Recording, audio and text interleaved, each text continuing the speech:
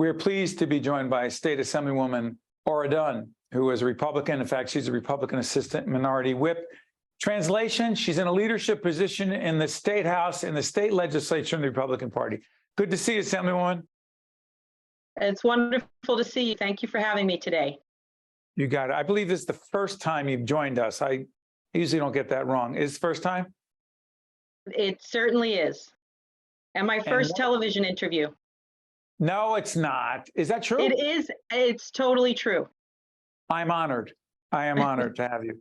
You've argued that the tax credit, the child care tax credit, first of all, explain what that is. Second of all, you've argued that it's not enough, that Governor Murphy signed a law in 2022 that made a refundable tax credit to families up to $500 a year with each family with a child under 6. You say that's not enough.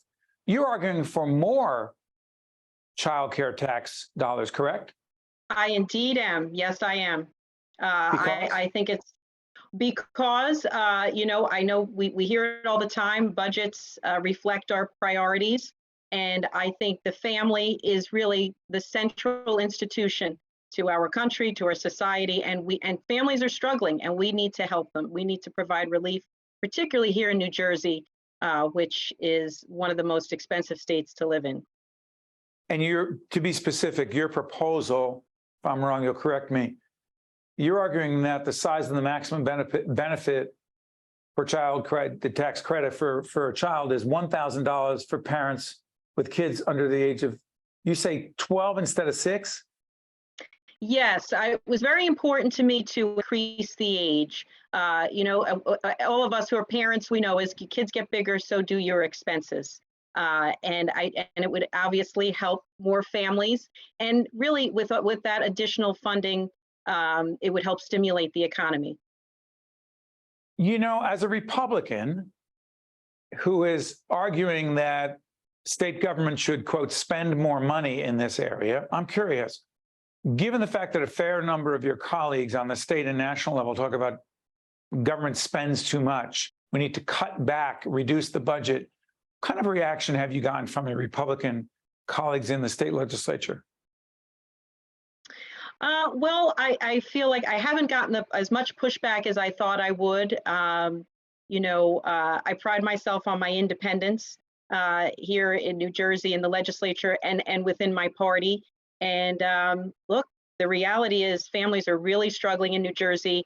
When you can make $80,000 a year and be considered low income, that's something to take pause at. So I agree with them. I agree with my members. But here is where, if we are where we're going to spend, this is where we should be spending it. Could you describe the district you represent? Where is it? Sure. I represent primarily Morris County. I think we've got pushed down from 6th to 8th most affluent county in the nation. So some may even say, how's that working, right? You're okay in Morris County. And I say in many ways, poverty is more hidden in a place like Morris County. How so? I grew up poor. Simple as that. I remember watching my mom ripping apart a piece of Wonder Bread, adding it to some tuna fish salad. And I asked her, well, I thought maybe it was like a special recipe or something. And I said, why are you doing that? And she said, because it makes 2 sandwiches into 4. And we lived in an unwinterized home. Every fall, she'd roll up the towels and stuff every door jamb and window jamb to keep us as warm as possible. Of course, that meant no air conditioning in the summer, right? So poverty may look a little bit different today, but that's carries with me, right? That's my blueprint. And if it were not for a lot of social services that helped me get to where I am today. For those who argue that government is the enemy, you don't see it that way. I don't. Government has a very necessary function. For the most part, it should get out of people's way and our lives, but help us. It's about that. I know we hear it all the time, but it's about a hand up, not a handout. Let me ask you this about childcare. People who watch us on a regular basis know that We have an initiative called Reimagine Childcare. The graphic will go up.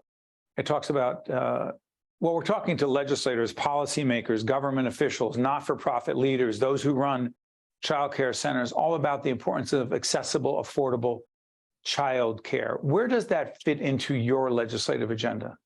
Oh, it's really central to my legislative agenda.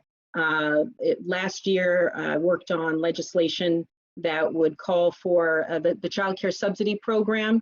It would basically reformulate it to base it on enrollment as opposed to attendance. We were successful in getting that accomplished, but only on a temporary basis in response to the public health emergency. And I am fighting for that to be permanent because that really, look, at the end of the day, we know who really owns and operates these child care centers are women. This is a female-dominated field. And we saw workforce participation by women go down to levels of the 1980s during COVID. So yeah, I was asking for more, and my Democratic colleagues kind of backed down a little bit. But still, we came together, and so again, it was another little bit against the grain for a Republican. I've asked every Republican who's joined us because it's so important. And Democrats have a whole range of issues they need to answer for.